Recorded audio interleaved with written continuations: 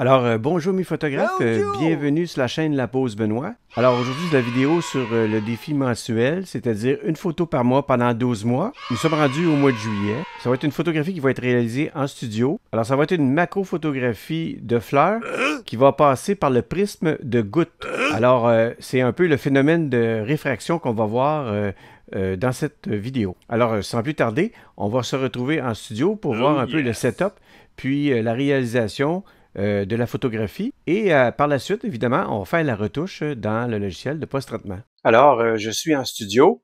Je vais vous montrer un peu le setup pour la prise de vue des petites gouttes en macro-photographie. Alors, pour la protection, évidemment, j'ai mis des sacs plastiques à cause de l'eau qu'on va mettre à l'aide de la seringue. Je vais vous montrer le genre de seringue qu'on utilise. Voilà. Dans mon bol, j'ai mélangé de l'eau et du sucre pour un peu avoir de la consistance au niveau de l'eau. J'ai un éclairage ici avec un panneau LED, puis j'ai un deuxième petit panneau LED ici à la gauche. J'ai ma caméra sur le trépied, puis j'utilise la manette pour déclencher l'appareil à distance. J'ai quand même réglé l'appareil avec une profondeur de champ quand même assez grande, juste à F14 pour l'instant. ISO 100 étant donné qu'on est sur trépied. Par exemple, si je règle comme il faut la caméra, je serai à peu près à une demi-seconde. Étant donné que c'est de la photo macro, moi j'ai pas d'objectif macro, mais j'ai des bagues à longe. Ici, j'ai mis une 36 mm et une 20 mm qui donne un facteur de grossissement à peu près un petit peu plus grand de 1 pour 1. Alors, pour maintenir la branche, j'ai utilisé un porte-carte ici. Et puis, on voit la plante en background. Une chose qu'il faut tenir compte, c'est qu'il faut quand même que la plante soit assez grosse pour évidemment que les gouttes d'eau soient bien remplies au niveau de l'arrière-plan. Moi, j'ai utilisé une branche parce que j'ai essayé avec des feuilles, mais lorsque je viens pour mettre les petites gouttes avec la seringue sur les feuilles, c'est plus difficile à adhérer sur une branche, mais là, ça adhère beaucoup mieux. Il y a un autre petit truc, si jamais vous commencez à avoir beaucoup d'eau sur la branche, ben, tenez-vous une guenille pour pouvoir l'essuyer puis recommencer le processus. Alors, on se retrouve dans NX Studio pour faire la sélection de la photographie qu'on va développer. On va regarder rapidement les différentes photos.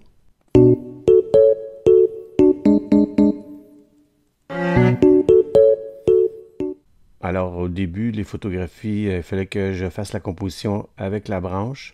Comme on peut voir, là, lorsqu'on fait de la macro-photographie, les moindres imperfections apparaissent.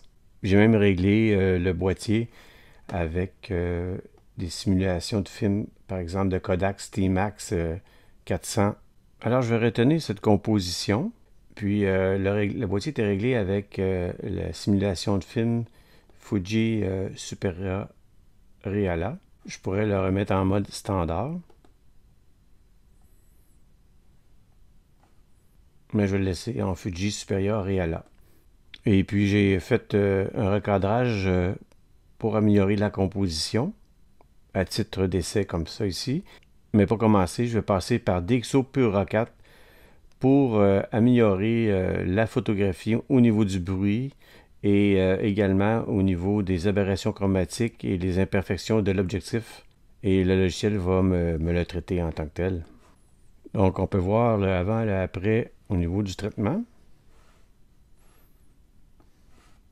Et on va cliquer Traiter maintenant. Il me l'exporte automatiquement dans Affinity Photo puisque j'ai configuré le logiciel de cette façon. Ne pas oublier ici de décocher correction de l'objectif puisqu'il l'a traité dans DxO Pure 4 ainsi qu'au niveau de la réduction du bruit. On va le décocher pour pas que ça s'applique. Ici, je vais peut-être faire un traitement pour rehausser les détails, augmenter à 20%. Et puis, je vais cliquer sur Développer. Je vais dupliquer mon calque. Par la suite, je vais exporter en fichier TIFF. Je vais enregistrer le tout. Par la suite, je vais ouvrir DxO Film Pack 7 et je vais venir sélectionner le fichier test tuto. Et à partir d'ici, je vais faire mon post-traitement. Alors, on va jouer un petit peu sur les hautes lumières, les tons moyens, les ombres, peut-être un petit peu l'exposition. Là, j'ai joué un petit peu sur la saturation et la vibrance. On va voir avec les micro-contrastes, pas trop exagéré. Contraste fin, micro-contraste. Je vais retourner sur la saturation et la vibrance. Et puis, je vais recadrer mon image en choisissant un ratio conservé pour ne pas perdre la qualité de l'image. Je vais aller sélectionner libre parce que je veux éliminer la partie du haut un peu. Ça m'apparaît bien. Maintenant, je vais aller dans Fichier, enregistrer l'image sous, image TIFF en 16 bits. Je vais retourner dans Affinity Photo. Je vais ouvrir le fichier. J'ai presque mon image finale ici. Je vais faire les petites retouches qui s'imposent. Évidemment, j'ai des tâches de capteur. Il va falloir que je nettoie mon capteur. J'en ai beaucoup.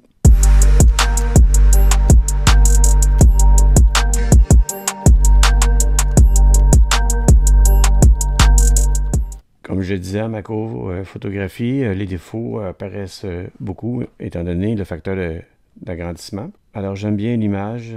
Je pense que la correction est assez terminée. Évidemment, on peut éliminer encore un petit point lumineux qui attire un peu trop le regard. Alors je dirais que la retouche est terminée ici. Il ne me reste qu'à imprimer la photo avec la petite imprimante Instax Wide de Fujifilm. Voilà la photo pour le mois de juillet 2024. Alors, on va se retrouver au mois d'août pour la prochaine photo du défi. Une photo par mois pendant 12 mois. Je vous remercie de votre attention et on se dit à la prochaine.